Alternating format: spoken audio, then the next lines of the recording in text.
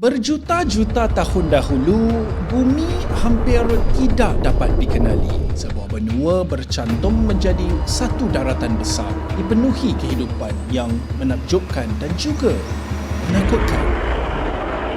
Bila kita fikir tentang zaman prasejarah, ramai bayangkan dinosaur. Tetapi jauh sebelum itu, makhluk lain telah menguasai planet ini. Inilah zaman Permian. Bermula sekitar 300 juta tahun lalu. Pada waktu itu, bumi mempunyai satu super benua dipanggil Pangaea, dikelilingi lautan besar bernama Thalassa. Ia bermula selepas zaman ais ketika suhu masih agak sejuk. Apabila masa berlalu, iklim berubah. Dunia menjadi lebih panas, lebih hijau dan kehidupan berkembang dengan pantas. Tetapi tiada apa yang kekal. Selama berjuta tahun, bumi menjadi semakin panas dan kering, membuka jalan kepada salah satu peristiwa paling dahsyat dalam sejarah. Saintis memanggilnya The Great Dying, kepupusan besar paling ekstrim yang pernah berlaku. Sebelum itu, makhluk pelik dan berkuasa menguasai daratan. Jika anda boleh kembali ke masa itu, anda akan berdiri di Pangaea, daratan yang meliputi 1/3 bumi. Tahap oksigen lebih rendah dan sesetengah kawasan sangat sejuk sekitar 4 darjah Celsius. Tetapi itu tidak kekal lama. Apabila ais mencair, bumi berubah. Aktiviti gunung berapi membentuk semula daratan dan mempercepatkan evolusi. Hutan purba mula hilang dan tumbuhan baru menyesuaikan diri untuk terus hidup. Sekitar 290 juta tahun lalu, tumbuhan berbiji pertama mula tersebar. Serangga berkembang pesat.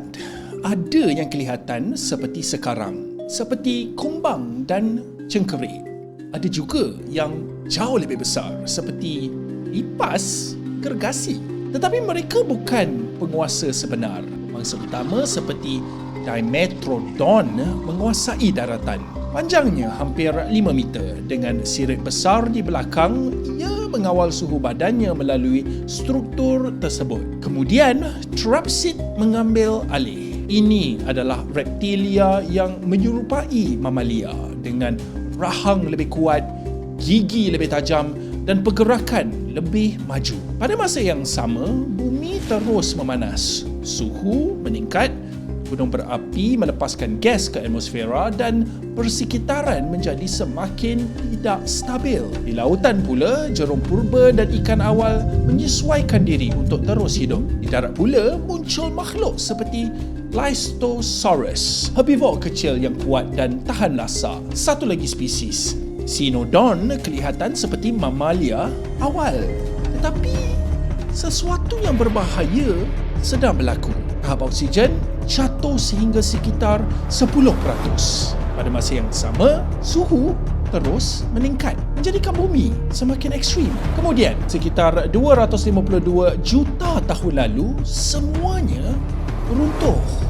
Hampir 90% kehidupan di bumi lenyap. Letusan gunung berapi besar memenuhi langit dengan abu, menghalang cahaya matahari. Tumbuhan mati, rantaian makanan runtuh. Kemudian, suhu meningkat semula dan lautan kehilangan oksigen. Lebih 95% kehidupan awal laut dan lebih 70% haiwan darat pus. Ini adalah kepupusan terbesar dalam sejarah bumi. Tapi dari kehancuran itu, kehidupan bermula semula. Dan berjuta tahun kemudian, reset atau lebih dikenali sebagai kiamat bumi membawa kepada sesuatu yang luar biasa. Kita